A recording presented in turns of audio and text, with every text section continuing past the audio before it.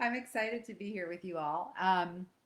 It's June 1st. Once a month, we come on here and do a Facebook Live where I answer your live and emailed questions about whatever's on your mind about my work, my books.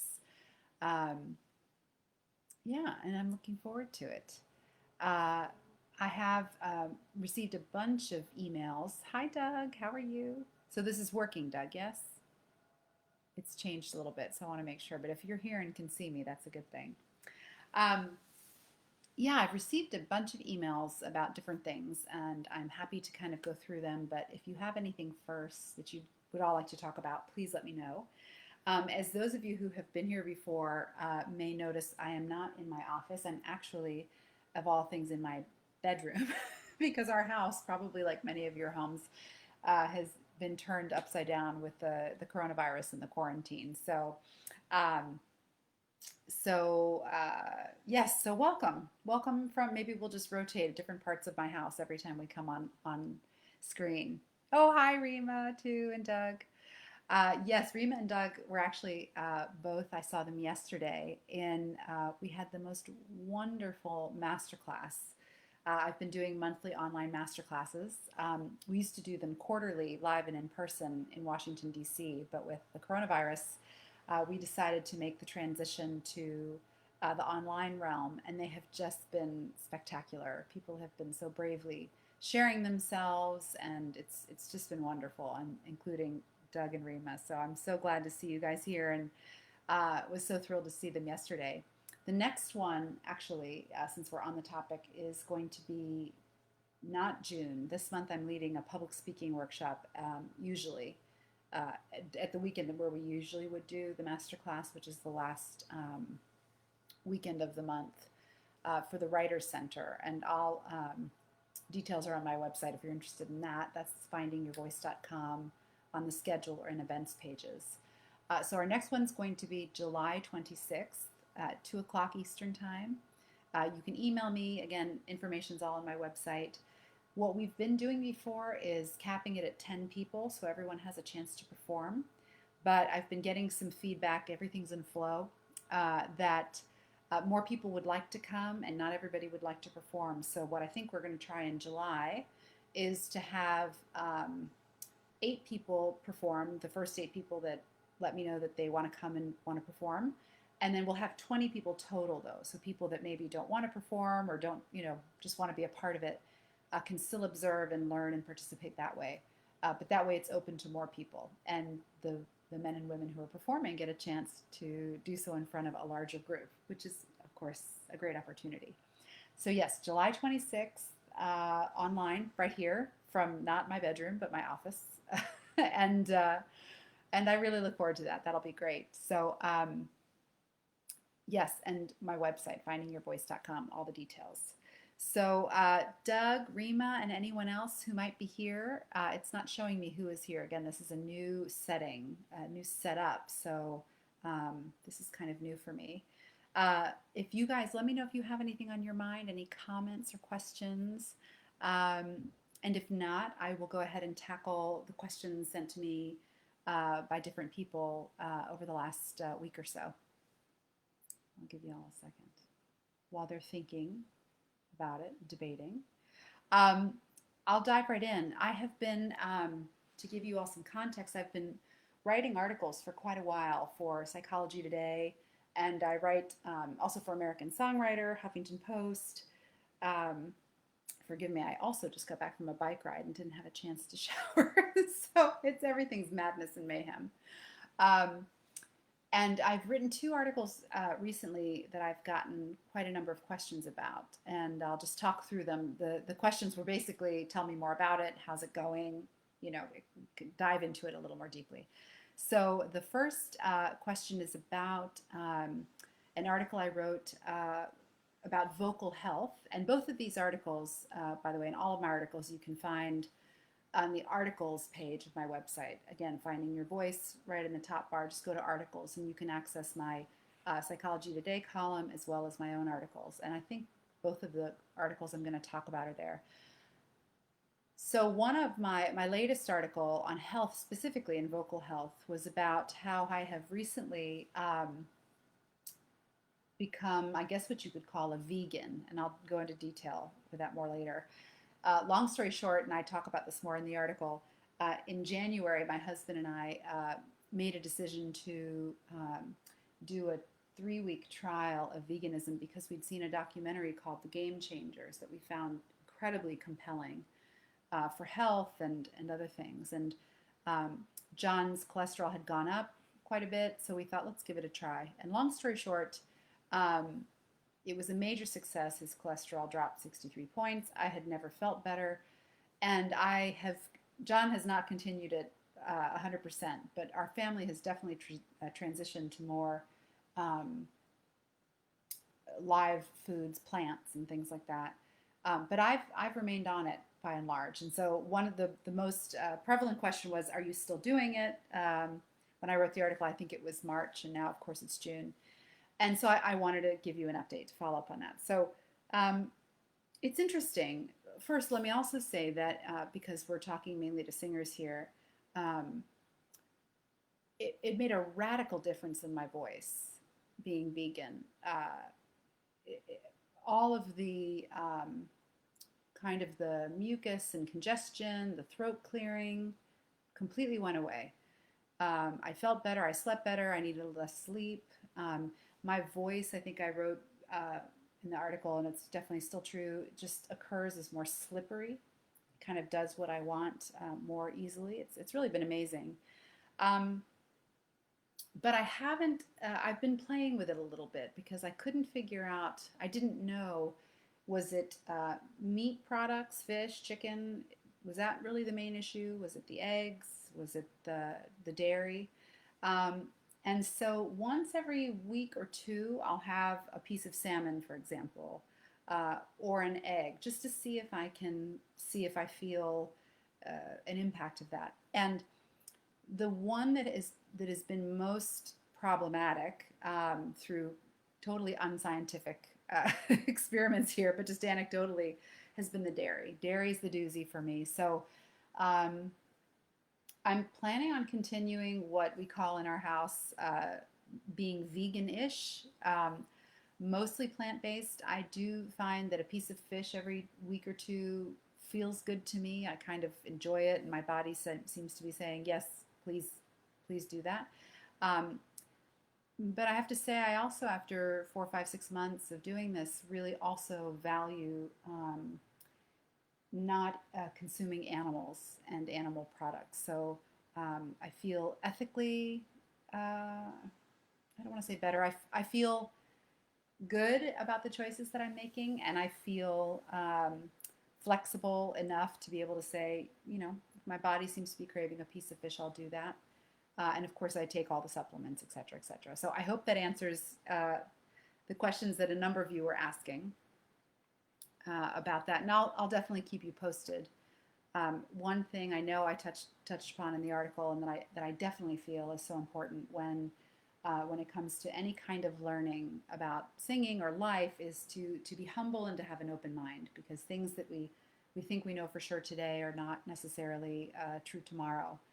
And so, as I said in the article, I'm certainly not promoting a plant-based diet exclusively. I'm certainly not telling people what to do.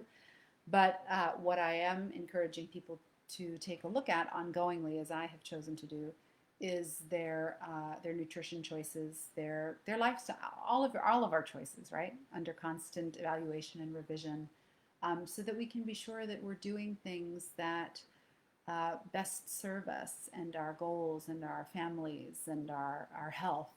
And so this is where I am at this moment on this particular journey, and I feel great, and I'll keep you posted. Who knows where I'll be in another 6 months, but for now I feel fantastic, and really have never felt better, having tried many, many, many different ways of eating. So that's my update. Thank you for the question. Looks like if there are no other questions, I will go on to the next. The next one that I received 3 emails about, I wrote another piece more recently about Brandi Carlile, and I don't know how many of you are familiar with Brandi. Oh, you must all be familiar with Brandi Carlile, right? She's fantastic. Um, I've always been, as I said in the article, what I call a binge listener. I've never been able to listen to music casually.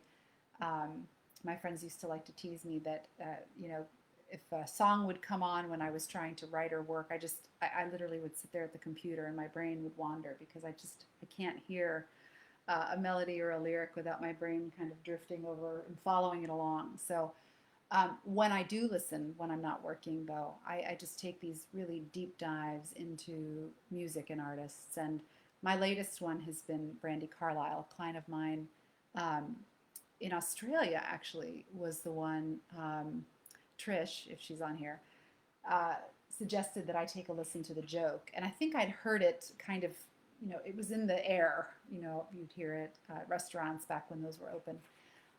But I did. I started really, really listening to her and her songs, the mother, the story, the joke. By the way, I forgive you. Just beautiful, and her harmonies and her guitar skills, her voice. They were just so wonderful. And I was just, as I do often with artists, just swimming in the experience of her. What I wrote the article about, and it'd be interesting to chat about here, I thought, and again, thank you for those of you who wanted a little more of an elaboration. Um, I was listening to The Joke. I don't think it was for the first time, maybe the second time, but somehow it hit me at this particular moment. And I'll never forget where I was. I was downstairs with my son Lucas. I think John was there too, my husband, but we're working on a family puzzle. We always have a family puzzle on the dining room table that gets attention now and again. And we were working on the puzzle, and I heard her make this one choice on one note.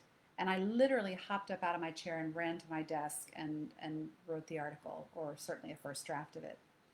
And for those of you just joining, I'm talking about Brandi Carlile, and how I basically have been binge listening to her for the last few weeks, and that I was compelled to write a piece about her because of one choice I heard her make in this song, The Joke. And I think singers, you'll definitely relate to this, but hopefully those of you too who are not singers or musicians will also find some wisdom in it as well. Uh, in essence, on the highest note of that song, she makes a choice that's very unusual in music. Usually, women and more and more men in the commercial realm and in the theater realm um, belt out, which means just in their strongest chest voice, just belt out the top note. The higher you go, the longer you hold it, the better, the more marketable, etc., etc. And I think if you listen carefully to artists over the last 5, 10 years, you'll hear that um, songs and knowing a number of songwriters who write for the latest artists, they bring the keys down a chording so that that top note can be belted out and really have sort of be in alignment with that trend of that high, hard note. And oftentimes singers that I do and haven't worked with, their careers stall if they're unable to do that, because that's really what the market wants. Um, in the article, I give some examples. Nora Jones is one who, some are lucky they can go the other way and do more of a quiet thing. But if you're going to play the general commercial game, it's high and loud. And so, coming back to the piece about Brandi Carlile, I was just so amazed to hear on that top note of The Joke, she chooses to shift into her head voice on that last note, which is a D. And she does it again and again and again. And so I started doing a little listening and a little research looking into it. And I noticed that in other songs of hers, she belts even higher than that. And in her Grammy performance last year of The Joke, she belts out the top note in the outro. So it's clearly not, it's not something that she can't do. It's something that she is choosing to do. And now, of course, I can't pretend to know why she made that choice, if it's something vocal that she's dealing with. Is it a creative choice? Is it, who knows? Who knows why she makes the choice? But the fact that she does make that choice and she shares that song, I think affords us all an opportunity to feel more brave and more free in our own creative choices as singers, and for those of us that also write songs, to do that, because she's really going against the mold of what's in and considered beautiful and considered talented. So again, I don't know her reason for having made that choice, but I do know the implications of that choice. And who knows? We'll see. Maybe it'll have an impact on the industry. But whatever happens, I really, as I said in the piece, I hope that it gives all of us a chance to give ourselves renewed permission um, to sing our own song in our own way. And yes, of course, we have somewhat to look at the landscape and see what's being asked for. We want to deliver creativity that is searching for a home, that's going to make a difference for people. But it is lovely, and I think very refreshing to not feel confined to or constrained by what someone, oftentimes not a singer, an executive in an office or wherever, has deemed beautiful. And so the article was in many ways my thanks to her and artists like her who make all kinds of creative choices bravely and boldly that are outside of the expected and the norm, because they give us all a gift of that permission too. So yes, those are a little more about those two articles. I hope that answers your questions, those of you who are asking. Anybody else? Any questions? Doug or Rima or anybody else who hasn't said anything yet? Any thoughts? Anything about yesterday's masterclass? Any other questions? Thoughts about what's going on in the world? Obviously, we live in interesting and heartbreaking times, and exciting times also, if you consider what's going on with the Dragon spaceship that's now docked at the International Space Station. What a juxtaposition, right, of all that human beings can achieve, and all the harm we can do. Heartbreaking. Yes. So, any other thoughts? Any other questions? And if not, that's fine too. Those were the emails I received were about the articles, and we can certainly end it there for now. To wrap up, then I'll say that again, I have a lot of really wonderful events coming up online, of course, until we get back to normal again, whatever that is. And at findingyourvoice.com, you can find all of the details on the events page. I have workshops for professional speakers, singers, performers, and then also I have some general self-expression opportunities coming up too for people who just want to get better at expressing themselves, more confidence, learning how to really use and embody their voices more powerfully. So that's all available. Okay, well, short and sweet this time. Great, which is good after my bike ride, and I can hop in the shower and head back to my noisy office where I think a kindergarten class is going to be starting here in a little bit. So wishing you all well and love and all the very best. And I will see you next month when I think, as I mentioned to everybody in the masterclass yesterday, I